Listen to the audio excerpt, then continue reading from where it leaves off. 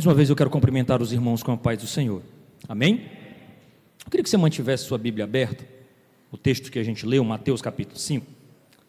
A nossa intenção, irmãos, é pregar uma série de mensagens sobre o Sermão da Montanha. O Sermão da Montanha é um sermão muito conhecido e ele se encontra nos capítulos de 5 a 7 do Evangelho segundo escreveu Mateus. E esse estudo ele é muito profundo porque ele acaba falando sobre algumas verdades sobre a vida do cristão. O texto lido diz o seguinte, Mateus 5, 1 a 2: Ao ver as multidões, Jesus subiu ao monte. Ele se assentou e os seus discípulos se aproximaram dele. Então ele passou a ensiná-los. Aí Jesus disse. Logo em seguida, nos versículos 3 aí em diante, começa uma série de bem-aventuranças, que é o propósito a gente estudar isso na próxima mensagem que eu estiver pregando. Veja bem, qual é a minha intenção nesta noite? É saber que sermão é este. O que significa esse texto todo? Sermão da Montanha. A maioria dos estudiosos, existem livros sobre esta parte da Bíblia Sagrada, sobre esses capítulos 3, 5, 6 e 7 do Evangelho de Mateus. Sem dúvida, irmãos, é a parte mais conhecida do discurso de Jesus. No entanto, não tenho dúvidas que é a menos compreendida e, sem dúvida alguma, é a menos praticada. Ou seja, muitos conhecem o texto do Sermão do Monte, conhecem o texto que está ali escrito, a letra, mas poucos compreendem esse texto. E é os que compreendem, muitos poucos ainda praticam o que Jesus disse. Sem dúvida alguma, irmãos, esse texto é aquilo que mais se aproxima de uma declaração ou de um manifesto dito pelo próprio Senhor Jesus Cristo. Essas palavras, segundo o evangelista Mateus, são as próprias palavras de Cristo. Cristo declarou isso. De modo que ali Jesus está dizendo o que ele quer que os seus discípulos sejam e o que eles esperam que os seus discípulos façam. Ou seja, esse texto aqui, essa declaração de Jesus, é uma declaração sobre como é que um discípulo de Jesus deve agir, deve se portar, deve andar. Eu não tenho dúvida alguma que aqui Cristo apresenta uma contracultura. O que a gente precisa definir nesta noite é: a cultura é aquilo que o povo se acostumou a fazer, é aquilo que o povo faz tradicionalmente, é aquilo que virou hábito na vida das pessoas. Um exemplo disso nós somos piripirienses, a maioria de nós, e nós estamos inseridos numa festa religiosa tradicional de uma outra igreja, e todo o período desse ano, tudo para em função disso. Então é uma cultura que se estabeleceu na cidade, só para a gente ter um exemplo. O fato é que aqui Cristo olha todo aquele cenário, mas que cenário era esse? Que cenário era que Cristo estava visualizando para ele apresentar esse manifesto, essas declarações poderosas? Deixa eu te contextualizar. Cada geração que passa, geralmente ela não se dá muito bem com aquilo que herdou. Ou seja, muito provavelmente os nossos filhos vão olhar para o mundo que eles receberam de nós e vão se queixar, dizer: olha, fizeram coisas erradas demais, vamos corrigir. Então, geralmente uma geração que passa para outra vai tentando acertar os erros da geração anterior. Mas hoje, especificamente, nós estamos lidando com uma sociedade, irmãos, que está perdida. Se você procurar entender, a maioria das pessoas à sua volta são pessoas que estão buscando significado, buscando ser alguém, buscando se identificar com algo. São pessoas que, boa parte delas, fazem uso de drogas. Você sai no mundo aí fora, você vai ver pessoas explorando o sexo à torta e à direita, buscando entretenimento à vontade, pessoas dependentes de redes sociais, pessoas dependentes de futilidades. A maioria das pessoas estão em busca de coisas que não precisam, mas se você perguntar para elas se o que ela deseja é essencial para ela, muito provavelmente ela daria a vida para ter aquilo. Hoje você vê a maioria dos jovens que não conhecem a Deus totalmente viciado em redes sociais, ao ponto de passar horas e horas consumindo o conteúdo que é produzido ali. Se você abrir um Instagram, uma rede social bastante famosa, você vai ver que a maioria das pessoas estão fazendo o que a gente chama de reels, que seriam uns vídeos muito curtos, dançando. Todo mundo praticamente faz vídeo dançando. E você pega e olha assim, mas por quê? Porque aquilo dá visualização e gera dinheiro. As pessoas não dançam simplesmente por dançar, mas porque tem quem consuma aqueles vídeos. Quanto mais ela dança, e se a letra for mais indecorosa, se fizer humilhação, se fizer apologia ou alguma conotação sexual, aí é que tem views mesmo. Aí é que tem pessoas que visualizam. E chega até a usar uma expressão de redes sociais chamada de viralizou. Ou seja, todo mundo está consumindo aquele tipo de conteúdo. Então nós estamos diante de uma sociedade perdida. Muitos estão buscando desesperadamente dinheiro e poder. Outros estão buscando satisfação espiritual e emocional. Veja bem, há um tempo atrás, a coisa mais difícil que a gente enfrentava era chamar alguém para se associar a uma igreja. O evangelho era muito mal visto, irmãos. E eu quero dizer para você que o cenário mudou muito. A maioria das pessoas não tem problema nenhum com o evangelho.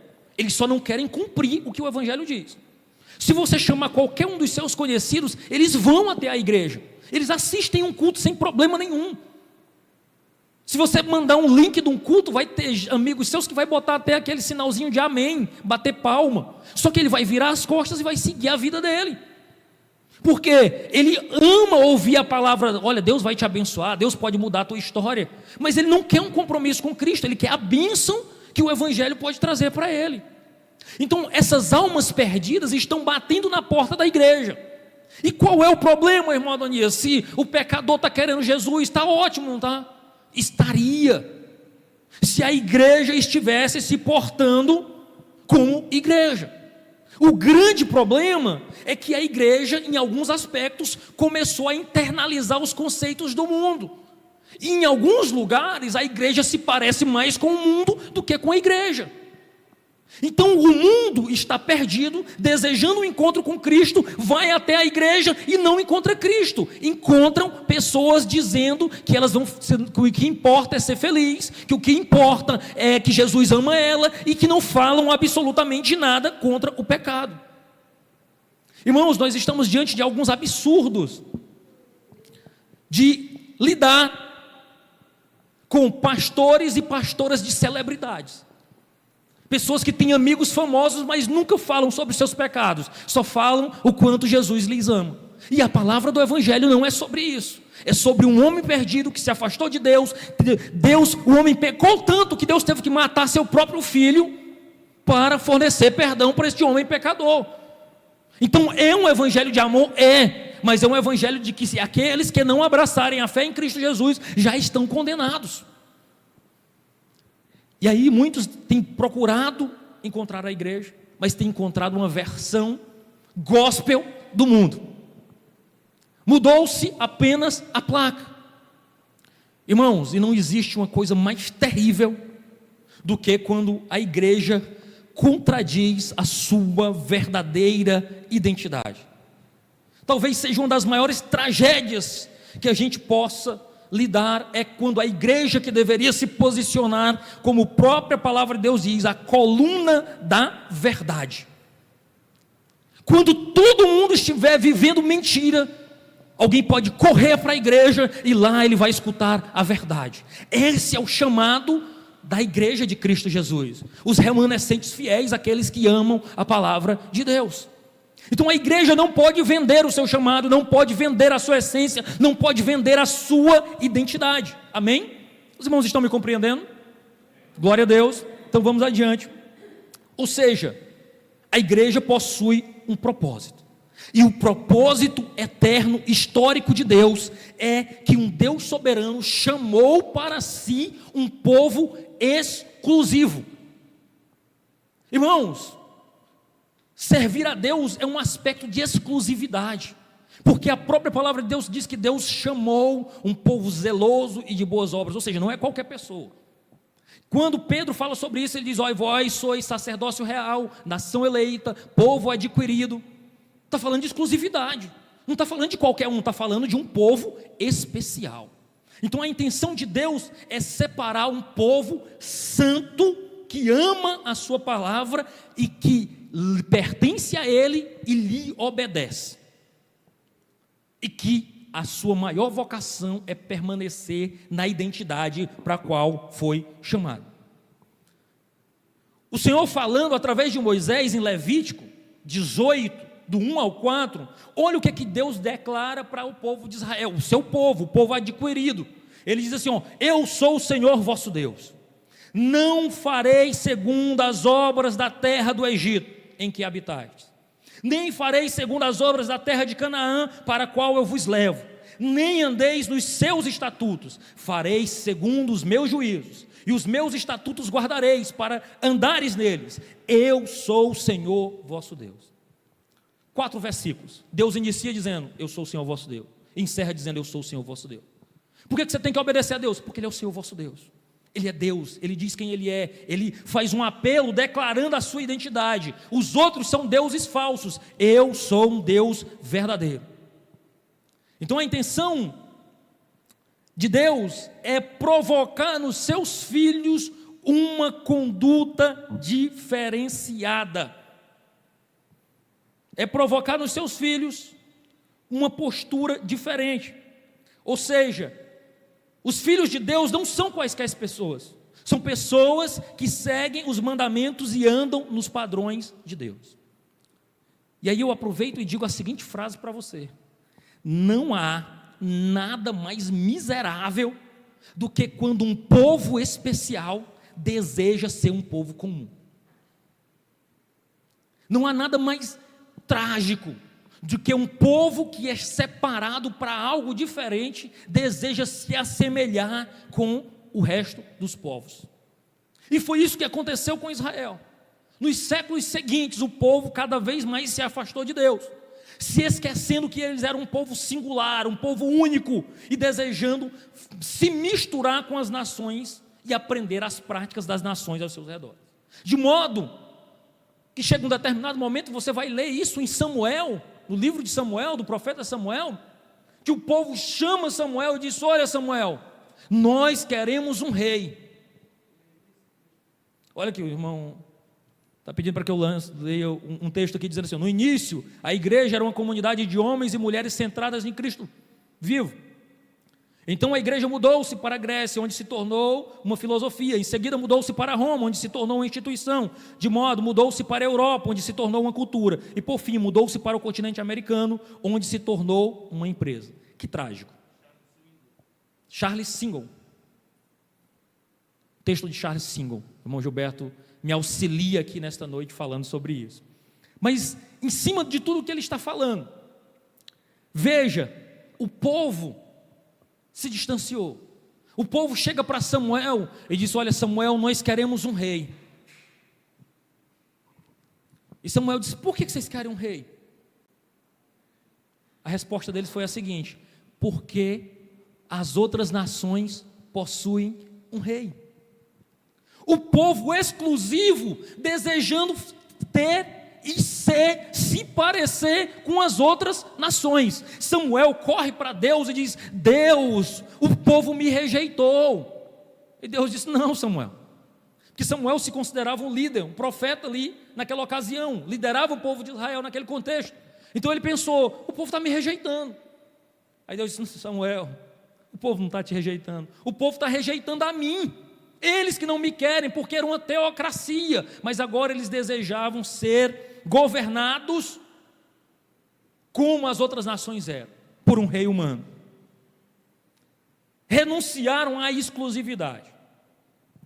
Esse é o contexto que o povo de Israel está vivendo, quando Jesus surge, e nesse cenário, ele se senta num monte e faz algumas declarações poderosas. Essas declarações estão no Evangelho de Mateus. Quando ele inicia o seu ministério público, logo após ser batizado, seguir para o deserto, ser tentado, e aí em seguida ele senta com essas multidões, no capítulo 5 do Evangelho de Mateus, e começa a fazer declarações. Essas declarações são declarações poderosas, porque ali ele estava fazendo um manifesto de um rei. Jesus se assenta ali numa posição de mestre, e ali ele declara e ele marca a cultura e a essência do reino dele. Ele começa a declarar palavras dizendo: olha, o reino que vocês tinham era esse, mas agora nasce um reino que é diferente. E esse reino que surgia no meio da história bradava: arrependei-vos, porque está próximo o reino dos céus. O sermão do monte, irmãos, ele descreve arrependimento, e a palavra para isso é metanoia, ou seja, uma mudança na mente, e retidão, ou seja, um reino de arrependimento e retidão.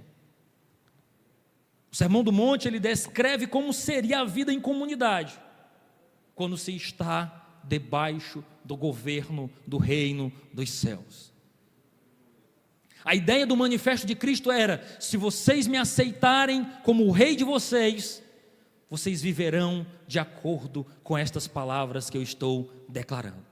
Que sermão é esse? É isso que eu estou falando para vocês. É um sermão poderoso, é um sermão que mostrava que aqueles que estão sob o governo de Deus têm suas vidas transformadas. Eles passam a ser diferentes. O verdadeiro discípulo vivia uma vida inteiramente diferente. Ele vivia para a glória de Deus, com um padrão de conduta, não das pessoas que o cercavam, mas seguindo o padrão do reino dos céus. Irmão, ser crente em Jesus não é ser influenciado pelo que o mundo está lhe ditando. Nós vivemos naquilo que nós chamamos de contracultura. O crente vive na contramão do mundo. Se o mundo aprova algo, nós estamos na contramão daquilo, porque nós somos chamados para não nos assemelhar ao povo da terra, como diz Mateus 6:8, que talvez seja o texto-chave do Sermão da Montanha, Mateus 6:8, que diz assim: não vos assemelheis, pois, a eles. Todo cristão, irmãos, deveria bradar com esta palavra no seu coração. Toda vez que você desejar aquilo que o mundo oferece, toda vez que você desejar aquilo que aqueles que não conhecem a Deus têm, possuem ou fazem, devem bradar no seu coração através do Espírito, dizendo: não vos assemelheis a eles. Você é exclusivo, você foi chamado para algo maior e melhor. O caráter deles, daqueles que servem a Jesus, é completamente diferente daquele que é admirado pelo mundo. Nós deveríamos brilhar, ou devemos brilhar como luzes. A justiça que está e impera na nossa vida deve ser maior do que a justiça que opera no mundo. A ética que opera na nossa vida e o comprometimento da vida do cristão é maior do que a daquele que não conhece a Jesus. O amor também deve ser maior do que aquele que não conhece a Jesus.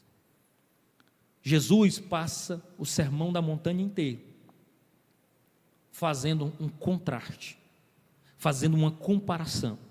A primeira comparação que Jesus faz é entre o cristão e o não cristão. Veja que em todo momento Jesus faz uma comparação entre aqueles que servem a Ele e os gentios, ou compara-os com as nações pagãs que estão à volta dele. Veja o que ele diz aí, no 5, 44 a 47. Jesus dizendo assim: os pagãos amam-se e saúdam uns aos outros, mas o cristão tem de amar os seus inimigos.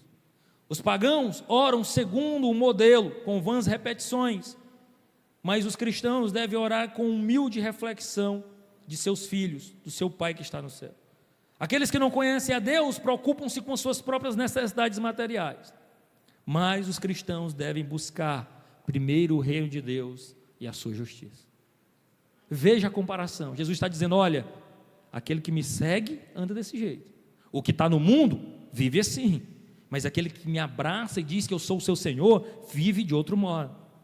Mas Jesus não só compara os seus discípulos com aqueles que são gentios, que não são de Israel, ele também compara com os que são de Israel. Ele usa frequentemente a figura do escriba e do fariseu, dois grupos distintos. Uns doutores da lei, os escribas eram especialistas, eram copistas, eles que escreviam a lei, eram homens letrados, tinham uma boa formação teológica.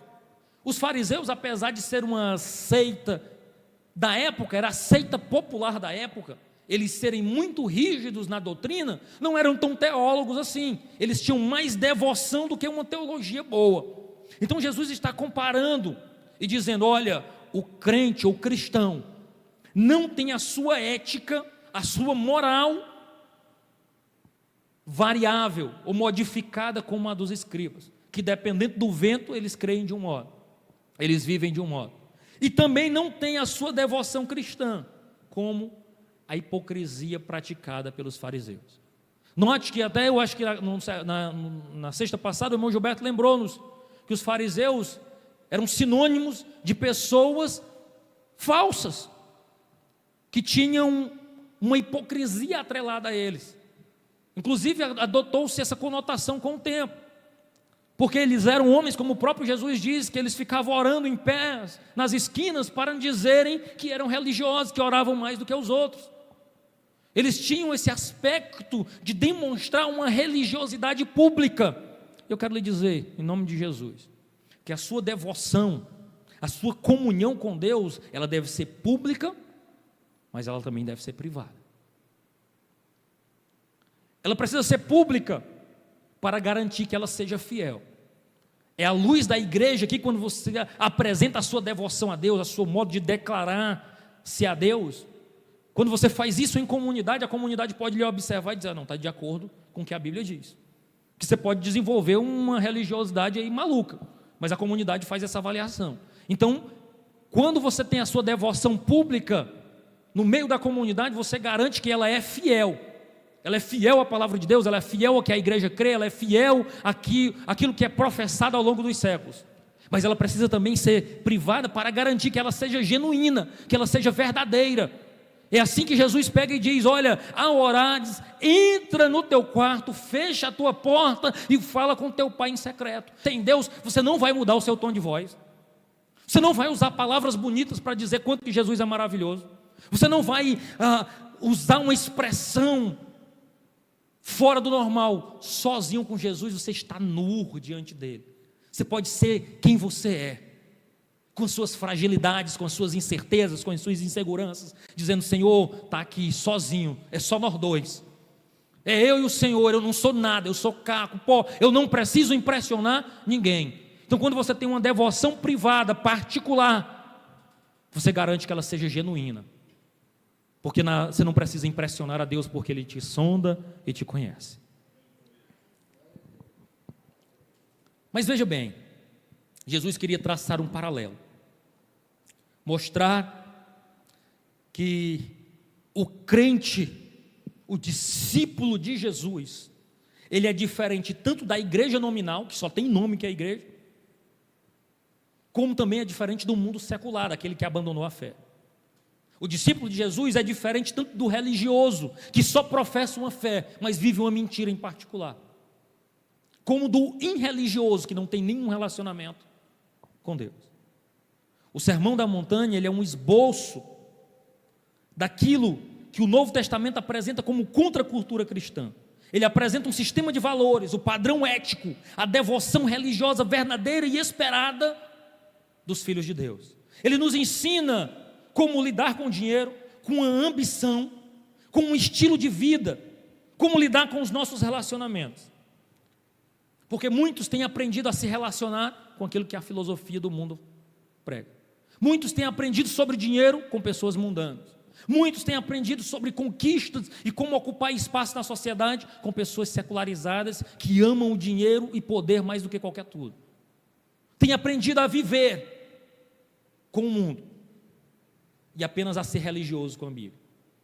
Deixa eu te explicar uma coisa. A Bíblia é toda para o homem todo. Aqui tem as respostas para todo e qualquer dilema dos seres humanos, desde espiritual, emocional, financeiro, tudo. Bíblia toda para o homem todo. Nós precisamos verificar com quem tem sido o guia da nossa vida, quem nós temos escutado, quem tem sido o guru da nossa vida, quem tem ditado o nosso ritmo de vida. Porque aqui você vai encontrar uma palavra que te confronta.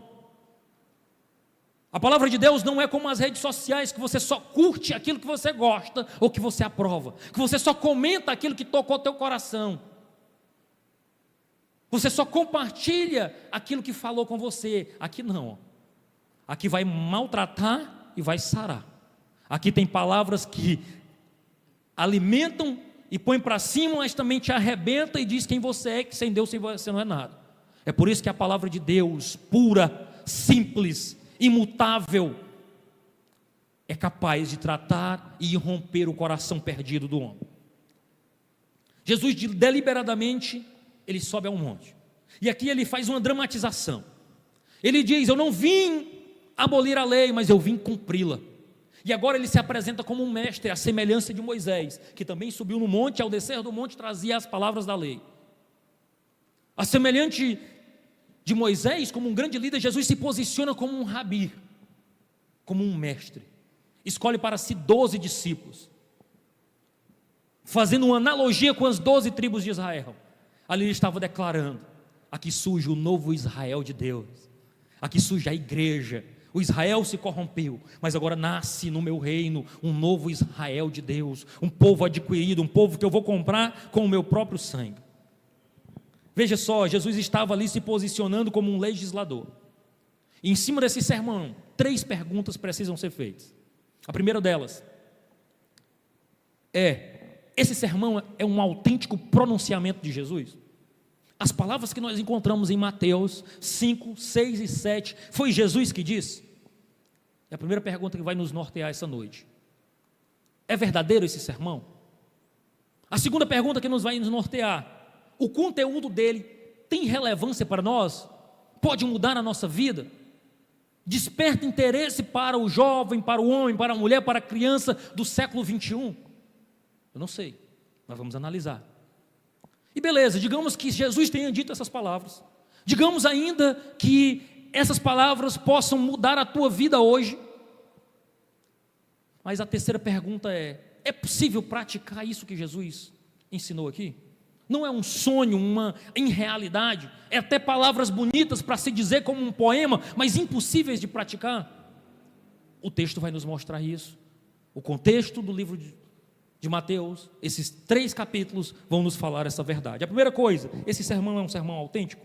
Primeiro, esse sermão você só vai encontrar alusão a ele em 2 lugares, em Mateus e em Lucas. E o conteúdo dos 2 são muito diferentes, não são tão idênticos. O de Lucas é muito curto, tem apenas 30 versículos. O texto de Mateus tem 107 versículos, ou seja, quase mais que o triplo do tamanho. E aí, muitos estudiosos têm se debruçado sobre esse texto e pensado. Muitos olham para o sermão do monte e não acreditam que ele tenha sido uma mensagem pregada por Jesus ali no monte de uma única vez, porque é um sermão extremamente profundo. São muitas palavras ditas ali. Alguns acreditam que tenha sido vários discursos de Jesus que tenham sido juntos como uma verdadeira coxa de retalhos. Há quem acredite ainda que a diferença entre o texto de Lucas e o texto de Mateus se deve ao fato de que eles 2 ouviram esse sermão em momentos distintos, em momentos diferentes, e cada um anotou a sua maneira, dizendo que eles ouviram a mesma coisa, mas que Mateus, ao redigir o seu texto, acrescentou mais outras palavras de Jesus dita em outros momentos diferentes. No entanto, o que eu quero crer é que o Espírito Santo, que conduz e inspira o pregador, ele fez a verdadeira seleção daquilo que nós poderíamos ouvir. E que esse material, embora não tenha sido dito num único dia, numa única hora, num único momento, esse sermão tenha sido, quem sabe, uma coleção de vários ensinos de Jesus. O primeiro patriarca, o pai da igreja, que usou a expressão para esse texto como Sermão do Monte foi Agostinho, bispo de Hipona, ele que fez alusão. Mas alguns estudiosos acreditam que talvez a melhor expressão para ele fossem os ensinamentos do monte, que seria um momento especial que Jesus reuniu os seus discípulos para ensinar a profundidade do Evangelho. Ou seja, sem dúvida alguma, essas palavras foram ditas por Jesus. Essas palavras representam o que Jesus pensa e espera de cada um daqueles que professam o seu nome como Senhor e Salvador. O Sermão da Montanha é autêntico. O Sermão da Montanha é para mim e para você, é para a nossa vida. Foi dito por Jesus, garantido nas Escrituras através dos homens de Deus que, inspirados pelo Espírito Santo, guardaram esse texto para nos impactar. Ótimo, é um sermão autêntico. E agora, ele é relevante para a vida moderna? Ele traz alguma coisa que pode ajudar os nossos relacionamentos? Veja,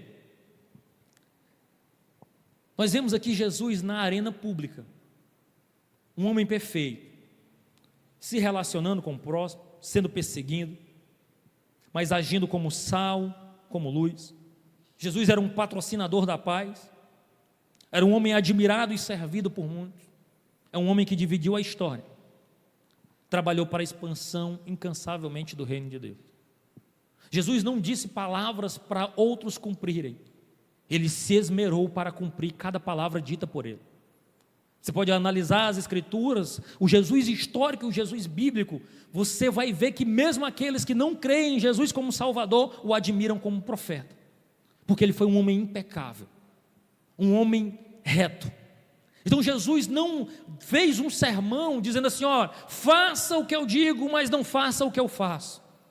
Cada palavra dita para ele, por ele, ele mesmo se esmerou para cumpri-las. Então são palavras do próprio Senhor Jesus. E ele prossegue o texto, nos mostrando pelo menos 4 formas como o cristão age. Primeiro, a influência do cristão. Logo nos textos seguintes, ou mesmo no primeiro momento, ele vai falar não da influência, mas do caráter do cristão. Eu li com vocês o capítulo 5, versos 1 e 2. Do verso 3 ao verso 12, Jesus vai falar sobre as bem-aventuranças, 8 sinais, 8 características da conduta do cristão, que ao praticarmos, nós somos bênção na vida daqueles que estão próximos a nós. Jesus fala nos versos seguintes, de 13 a 16, sobre a influência do cristão.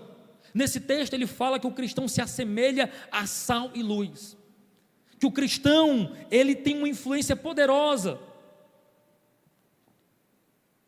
e usa metáforas, usa elementos conhecidos dos seus ouvintes. É absolutamente notável que qualquer pessoa consegue distinguir aonde tem sal e aonde não tem um sal. Se eu botar esse copo de água aqui, botar uns farelinhos de sal e disser, presbítero Gilberto, prove bem aqui e diga se essa água está beleza. Na hora que ele beber, se tiver sal, ele está salgado. Ou seja, onde o sal está, ele faz o quê? A diferença. Se nós apagarmos aquele disjuntor aqui, fica tudo no escuro. Mas se eu erguer uma luz de um celular, ou até mesmo o LED desta caixa de som, é possível a gente identificar um ao outro, porque aonde a luz está, tem diferença. Jesus ensina no Sermão da Montanha dizendo, o cristão tem uma influência ímpar, ele é a diferença onde ele estiver. Louvado seja o nome do Senhor. Nos versos 17 a 48, Jesus fala sobre a justiça do cristão, e ele diz que a justiça do cristão é melhor do que a do ímpio, e ele usa exemplos como o homicídio, como o adultério, como o divórcio, como o juramento, como a vingança e até mesmo o amor. E para cada uma delas ele diz assim, ouviste o que foi dito? O que ele estava dizendo? Você sabe o que é que fazem por aí, o que o povo faz? Pois eu vos digo que vocês devem fazer assim. Jesus olha para a cultura da sua época e diz, olha, o cara se aproxima de outro e o mata. e ele o mata com uma faca, com um pau, com alguma coisa, ele vai lá e mata. E isso a justiça considera homicídio. Ele diz assim: é assim que o povo age. Mas eu, porém, vos digo que se tão somente você desejar no coração a morte do seu irmão, você já cometeu homicídio. Olha a profundidade daquilo que Jesus está trazendo. Ele está trazendo uma contracultura, irmãos. Ele está trazendo algo mais profundo. Ele está ampliando a lei moral. Ele está dizendo: eu espero dos meus filhos um rigor maior, melhor. Eu espero dos meus filhos uma postura diferente. Eu não chamei os meus filhos para ser igual ao mundo. Eu chamei os meus filhos para marcharem como luz, como pessoas íntegras no meio da sociedade. Pode ser que todo mundo esteja fazendo desse jeito, mas aquele que ama e serve a Jesus, às custas dos seus próprios prejuízos, ele age diferente, ele é crente. A piedade do cristão, versos 6, do 1 ao 18, ele diz que a nossa piedade, ela deve ser maior do que às vezes dos escribas e dos fariseus. A nossa sinceridade, a nossa realidade como filho de Deus, deve ser maior e melhor do que aquelas que não conhecem a Jesus. Ele fala sobre a ambição do cristão, dos versos 19 a 34 do capítulo 6. Ele dizendo que o cristão tem uma ambição diferente. O cristão não ambiciona o que o mundo oferece. O cristão, ele analisa a sua devoção e as suas ambições, porque Cristo modifica o nosso coração em relação a bens materiais e a riqueza. Eu quero dizer para você que o crente que vive escravo de Mamon, ele precisa se converter urgentemente, porque nós não fomos chamados para sermos escravizados pelo dinheiro, pelaquilo que o dinheiro pode oferecer. Nós fomos chamados para viver na dependência de Cristo Jesus.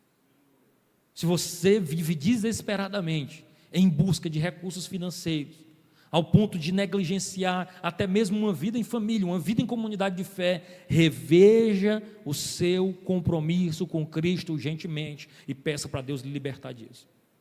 Os relacionamentos do cristão, verso 7, capítulo 7, do 1 ao 20. O crente que caminha com Jesus tem os seus antigos relacionamentos restaurados e os novos abençoados e multiplicados em nome de Jesus. A dedicação do cristão, do verso 21 ao 27. Essa dedicação é que não basta nós chamarmos o Senhor de Senhor. O fato é que nós precisamos ser sinceros no que dizemos, no que fazemos e no que ouvimos. Caminhar com Jesus exige um comprometimento profundo. O Sermão do Monte tem alguma coisa para nos oferecer? Sem dúvida. Ele pode orientar a nossa vida cristã, orientar o nosso coração para Deus. Cada um desses textos que eu mencionei com os irmãos, a minha intenção é ministrá-los em cada vez que eu tiver a oportunidade de estar pregando aqui na Assembleia Geral. Muito bem, nós entendemos que esse sermão tem algo a nos falar. Mas esse sermão é prático? É possível praticar? Uma coisa é eu convencer que esse sermão é relevante, que é uma boa teoria, que faz sentido. Outra coisa é saber se dá para praticar, se ele funciona na prática, se os seus padrões são atingíveis, porque quem sabe era apenas Jesus citando um poema ali de algo teórico impossível de ser praticado. Quem sabe a maioria dos comentadores, diante dessa realidade, defendam de imediato dizendo: olha, é impossível praticar isso aqui. Conhecendo o egoísmo humano, dá para falar para a pessoa ser mansa? Nunca. Conhecendo o destempero do homem, da mulher por questões sexuais, dá para falar sobre pureza, sobre padrão, sobre olhares e pensamentos? Nunca. Conhecendo a ira e a capacidade de se vingar do ser humano, dá para falar sobre amar o inimigo? Eu não sei. Muito pouco provável. Alguns defendem que o Sermão da Montanha não tem um valor prático, que é impossível praticar ele em comunidade. Mas existem outros que olham para o Sermão da Montanha e dizem assim: é muito fácil praticar. Eu, inclusive, pratico direto. Alguns que vão com um otimismo tolo, achando que é possível simplesmente praticar, que é muito fácil obedecer. Mas o fato é, irmãos, que a verdade não está nem com um extremo e nem com outro. O Sermão da Montanha não é tão complicado que não possa ser praticado, e também não é tão simples que pode ser praticado facilmente. A verdade é que esses padrões, eles só podem ser atingidos por aqueles que tiveram um encontro com o Senhor Jesus Cristo. O Sermão da Montanha, ele é praticado por aqueles que nasceram de novo e tiveram seus corações transformados. A declaração do Sermão do Monte não era para todas as multidões, mas era especialmente para os discípulos que já tiveram feito uma aliança com Cristo. Praticar aquilo que é exigido na palavra de Deus é para aqueles que desejam verdadeiramente se relacionar com Jesus e que têm o seu Espírito como um auxiliador. Jesus aqui, ele coloca essas palavras com o propósito de dizer, olha, não é qualquer um que consegue atingir isso que eu estou falando, mas os meus filhos, aqueles que abraçaram um relacionamento, eles tiveram seu coração transformado. Aquilo que o mundo seduz, aquilo que seduz aqueles que não conhecem a Jesus, já não seduz aqueles que caminham com Jesus. O coração nos prazeres, das riquezas, naquilo que o mundo oferece, daqueles que não conhecem a Jesus, não é o mesmo coração transformado por aqueles que já conhecem a Jesus. Jesus, ao entrar na nossa vida, ele produz um novo nascimento, ele produz uma transformação de vida. Então, ao se aproximarmos desse texto, nós não podemos ir com um otimismo tolo e nem com um desespero total, mas nós devemos nos aproximar desse texto como discípulos, como cidadão do reino dos céus, como filhos de Deus, como pessoas enxertadas da família de Cristo, que já tiveram seus corações e suas mentes transformadas para servir o Rei dos Reis e fazer parte do reino celestial. O Sermão da Montanha, irmãos, ele é um status de privilegiado. Obedecer a Cristo aqui é um privilégio que é fruto da capacidade que o próprio Cristo põe no coração dos seus súditos. Nós fomos chamados, irmão, nós fomos vocacionados, nós fomos atraídos pelo Evangelho. Isso tudo por graça de Deus. A graça de Deus nos alcançou, e a sua graça que nos alcançou, ela é a mesma graça que nos capacita. A graça que nos arranca da nossa condição de pecador é a graça também que nos capacita e nos fortalece para nos parecermos como cidadão dos reinos dos céus. A graça que nos capacita, ela também nos enche de alegria para nós praticarmos isso aqui não em dor, mas em alegria, sabendo que ao renunciarmos o mundo, nós estamos agradando o nosso noivo, o nosso rei, o nosso Salvador. O Sermão da Montanha, irmãos, tem muitas coisas para nos ensinar, e ele é praticável por aqueles que se encontraram com Jesus de verdade, que nasceram para Jesus, que entregaram as suas vidas a este novo nascimento. Eu quero desafiar você, em nome de Jesus, a caminhar. Basicamente, eu tenho uma oportunidade na Assembleia Geral uma vez por mês. A minha intenção é, em cada uma dessas oportunidades, nós conversarmos sobre o Sermão da Montanha. Eu tenho, em nome de Jesus, algo muito precioso para lhe dizer. Eu tenho certeza que no nosso próximo encontro nós falarmos sobre o caráter do cristão. Eu tenho absoluta certeza que Deus tem algo poderoso para falar para as nossas vidas, corrigir a nossa visão e nos fazer mais parecidos com Ele, em nome de Jesus. Amém? Deus em Cristo nos abençoe. Eu agradeço a rica oportunidade que tive nesta noite, em nome de Jesus.